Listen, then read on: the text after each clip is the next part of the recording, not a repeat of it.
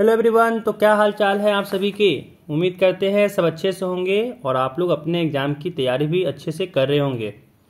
ठीक है, तो आज हम लोग इस वीडियो में आपके जो नेक्स्ट एग्ज़ाम साइंस का है उसी का 30 MCQ क्वेश्चन को यहाँ पे डिस्कस करेंगे, जो आपके एग्ज़ाम के लिए इम्पॉर्टेंट रहेगा, है ना। तो यहाँ पे हम लोग MCQ क्वेश्चन डिस्कस करने वाले हैं। तो पहली बात कि अगर आप हमारे चैनल पर नए हैं तो चैनल को सब्सक्राइब कर लीजिएगा और बेल आइकन को भी प्रेस कर लीजिएगा। साथ ही अपने दोस्तों के साथ भी इस वीडियो को शेयर कर दीजिए ताकि उन्हें भी ये वीडियो देखने को मिल सके, है ना। तो चलिए शुरुआत करते हैं वीडियो का। तो देख सकते हैं यहाँ पे पहला क्वेश्चन लिया गया है, जो कहा गया है कि उत्तल दर्पण द्वारा बने प्रतिबिंब सदैव होता है। ठीक है, तो इसका आंसर हो जाएगा चौथा नंबर सीधा। इसका आंसर हो जाएगा चौथा नंबर सीधा। ठीक है, चलिए अगला सवाल देखिए। कह रहा है गोलीय दर्पण का फोकसांतर उसकी वक्रता त्रिज्या का कितना गुना होता है, तो आधा होता है। ठीक है, एफ और आर में जो रिलेशन होता है, एफ होता है आर का आधा।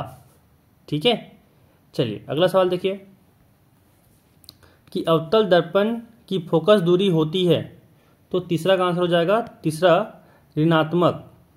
ठीक है, अवतल दर्पण का जो फोकस दूरी होता है वो ऋणात्मक होता है। याद कर लीजिएगा, ये सब सारे सवाल आपके बहुत बार पूछे गए हैं। हजामती दर्पण के रूप में किस दर्पण का उपयोग होता है, तो याद रखिएगा इसका ऑप्शन 1 हो जाएगा अवतल दर्पण का उपयोग होता है। चलिए अगला देखिए। कह रहा है गोलीय लेंस मुख्यतः कितने प्रकार के होते हैं, तो पांचवा का आंसर हो जाएगा 2। ठीक है, 2 प्रकार के होते हैं। अगला सवाल कह रहा है कि उत्तल लेंस द्वारा वास्तविक आवर्धित प्रतिबिंब बनता है जब वस्तु स्थिर होती है ना। तो 6 का आंसर आपका हो जाएगा 2। F और 2F के बीच होता है तब। ठीक है, चलिए अगला सवाल देखिए। कह रहा है जब प्रकाश की किरण हवा से कांच में जाती है तो वह मुड़ जाती है। इसका आंसर हो जाएगा तीसरा नंबर अभिलंब की ओर। ठीक है, अभिलंब की ओर मुड़ जाती है। चलिए अगला सवाल देखिए। कह रहा है लेंस की क्षमता का SI मात्रक है, तो इसका हो जाएगा चौथा नंबर डायोप्टर हो जाएगा। चलिए अगला देखिए। कह रहा है हमारे नेत्र में लेंस होता है, तो हो जाएगा उत्तल। ठीक है, हमारे नेत्र में उत्तल लेंस होता है। चलिए अगला देखिए। कह रहा है हमारे आँख के लेंस की वक्रता त्रिज्या को नियंत्रित करती है। ठीक है, आँख के लेंस की वक्रता त्रिज्या को नियंत्रित करती है, तो जाएगा तीसरा नंबर पश्चमाभी मांसपेशियां। ठीक है, चलिए अगला सवाल कह रहा है कि स्पष्ट दृष्टि के लिए अधिकतम दूरी का मानक मान है। इसका हो जाएगा अनंत। देखिए अधिकतम दूरी पूछा जा रहा है, आप आकाश की ओर देखिए, आपको आकाश में अनंत दिखेगा। जहां तक देखने मन करते हैं वहां देख सकते हैं, है ना। मिनिमम दूरी भी याद रखिएगा कि 25 सेंटीमीटर होता है। जो न्यूनतम दूरी होता है ना, मानक मान जो आपका स्पष्ट दृष्टि के लिए, वो 25 सेंटीमीटर होता है, ध्यान रखिएगा। ठीक है, और अगर अधिकतम दूरी की बोला जाए तो ये हो जाएगा अनंत। अगला सवाल देखिए। अगला सवाल कह रहा है कि अवतल लेंस के चश्मे का उपयोग करके किस दृष्टि दोष को दूर किया जा सकता है।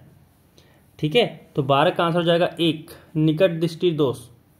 तो अवतल लेंस से हम लोग निकट दृष्टि दोष को दूर कर सकते हैं। चलिए अगला देखिए। कह रहा तारे का टिमटिमाना प्रकाश के किस घटना को दर्शाता है। ठीक है, तो यहाँ पे याद रखिएगा इसका हो जाएगा दूसरा प्रकाश का अपवर्तन। जो तारा टिमटिमाता है ना, वो होता है क्योंकि प्रकाश का अपवर्तन होता है, रिफ्रैक्शन ऑफ लाइट। चलिए अगला सवाल देखिए। कह रहा है किसी अभिक्रिया में भाग लेने वाले पदार्थ कहलाते हैं। किसी अभिक्रिया में भाग लेने वाले पदार्थ कहलाते हैं, तो यहाँ पे 14 का आंसर हो जाएगा तीसरा नंबर अभिकारक कहलाते हैं। ठीक है, चलिए अगला देखिए। कह रहा है यहाँ पे एक समीकरण दिया हुआ है कि CaCO3 जब इसको यहाँ पे गर्म किए, उष्मा दिए, तो ये टूट गया CaO और कार्बन डाइऑक्साइड में। कह रहा है कि ये किस प्रकार की अभिक्रिया है, तो 15 नंबर का हो जाएगा दूसरा वियोजन। देखिए ना यहाँ पे CaO और CO2 का यहाँ पे वियोजन हो गया ना, वियोग हो गया, अलग अलग हो गया इसीलिए। ठीक है ना, तो इसका आंसर दूसरा हो जाएगा। चलिए अगला देखिए। कह रहा है श्वसन कैसी रासायनिक अभिक्रिया है। ठीक है, तो 16 का आंसर हो जाएगा A, मतलब 1 नंबर हो जाएगा उष्मा छेपी। चलिए अगला देखिए। अगला कह रहा है कि निम्न में से कौन सी अभिक्रिया नहीं होगी, है ना, कौन सी अभिक्रिया नहीं होगी, तो इसका याद रखिएगा आंसर दूसरा नंबर हो जाएगा जिसका अभिक्रिया नहीं होगा, है ना। ZnSO4 और CO आपस में कभी अभिक्रिया नहीं करता है। चलिए अगला सवाल देखिए, कह रहा है निम्न में कौन संतुलित समीकरण है, ढूंढते हैं। देखिए इधर Na एक है, इधर Na एक है, सही है।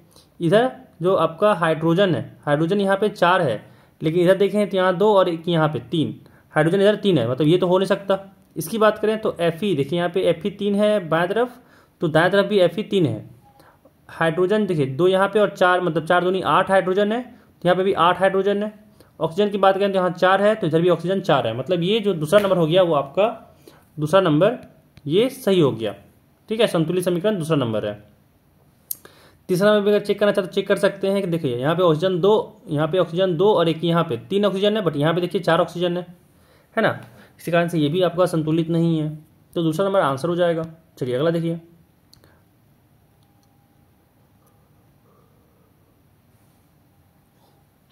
अगला कह रहा है कि अभिक्रिया जो है ZnO+C, ये आपका अभिक्रिया करके बन गया Zn+CO। कह रहा है मैं किसका उपचयन होता है ना, किसका यहाँ पे उपचयन हुआ, तो याद रखिएगा यहाँ पे कार्बन का, है ना, कार्बन का ही यहाँ पे उपचयन हुआ है। ऑक्सीजन इसके साथ जुड़ गया ना, इसी कारण से। चलिए अगला सवाल देखिए, कह रहा है कौन सा पदार्थ लाल लिटमस पत्र को नीला कर देता है ना, तो क्षार जो है वो लाल लिटमस पत्र को नीला कर देता है, और जो अम्ल है वो नीला लिटमस पत्र को लाल कर देता है, ठीक है, याद रखिएगा इस चीज़ को। अगला सवाल देखिए, कह रहा है निम्न में कौन दुर्बल अम्ल है, हाइड्रोक्लोरिक एसिड या फिर सल्फ्यूरिक एसिड या फिर नाइट्रिक एसिड या फिर हाँ ये एक सेकेंड, ये है हाइड्रोक्लोरिक एसिड, ये है सल्फ्यूरिक एसिड, ये है नाइट्रिक एसिड। हाइड्रोसल्फ्यूरिक नहीं, ये गलती से नाम ले लिए, ये हाइड्रोक्लोरिक है, याद रखिएगा ये हाइड्रोक्लोरिक है, ये सल्फ्यूरिक एसिड है और ये आपका नाइट्रिक एसिड है। तो ये तीनों आपका जो यहाँ पे एसिड है ये स्ट्रॉन्ग एसिड है, ठीक है। ये आपका दुर्बल की बात कर जाए तो यहाँ पे चौथा नंबर हो जाएगा, यहाँ पे CH3COOH, ये आपका यहाँ पे वीक एसिड है, ठीक है। चलिए अगला ध्यान देखिए, कह रहा अम्ल के जलीय विलयन में उत्पन्न होता है, अम्ल के जलीय विलयन में उत्पन्न होता है, तो 22 का आपका आंसर हो जाएगा यहाँ पे 1 नंबर H+ आयन, ठीक है ना। जलीय विलयन में आपका हाइड्रोजन आयन जो हो वो उत्पन्न होता है। चलिए अगला सवाल देखिए, कह रहा है दही में कौन सा अम्ल पाया जाता है, तो इसका हो जाएगा दूसरा नंबर लैक्टिक अम्ल, लैक्टिक अम्ल। चलिए अगला देखिए, 24 नंबर कह रहा है कि अम्लीय विलयन का pH मान होता है, तो अम्लीय विलयन का जो pH मान होता है वो 7 से कम होता है, ठीक है। 7 से अधिक होने पे क्षार होता है, 7 के बराबर होने पे उदासीन होता है, याद रखिएगा।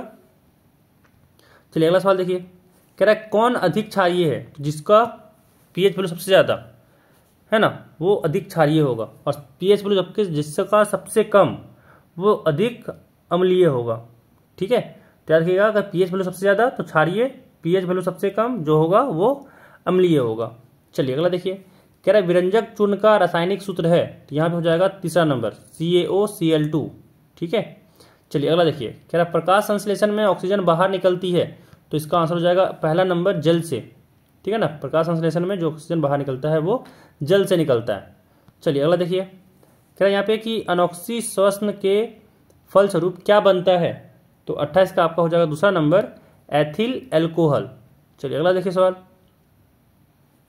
क्या निम्नलिखित में कौन परजीवी है ना, तो इसका आंसर हो जाएगा दूसरा प्लाज्मोडियम, प्लाज्मोडियम। चलिए अगला सवाल देखिए 30 नंबर यहाँ पे कह रहा है कि रुधिर के तरल भाग को क्या कहते हैं, रुधिर के तरल भाग को क्या कहते हैं, तो इसको आंसर हो जाएगा प्लाज्मा, प्लाज्मा कहते हैं, ठीक है।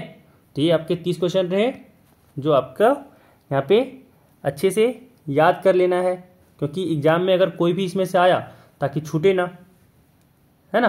चलिए इस वीडियो में बस इतना ही, खूब ख्याल रखिएगा अपना, और ऐसे ही आप लोग पढ़ते रहिए और एग्जाम में फिर फोड़ दीजिए, है ना।